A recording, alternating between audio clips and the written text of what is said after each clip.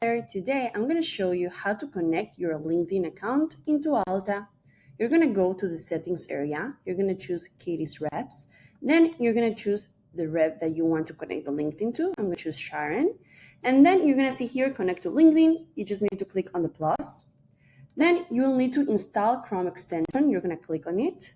Then you're going to click on add to Chrome, add extension, and then continue as Sharon is okay. It's going to open your LinkedIn.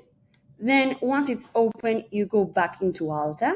You can choose if you have a specific plan on LinkedIn, for example, Sales Navigator. For me, it's free right now. And then if you have, for example, Sales Navigator, you can put the limit a bit higher. If not, if you're free, you just keep it on up to 15, and then you can click connect. Then it's connected, and you can click save. And then you can see here your LinkedIn is connected, it's active.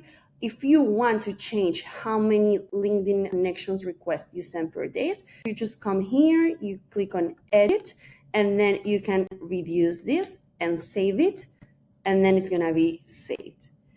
See you soon, bye-bye.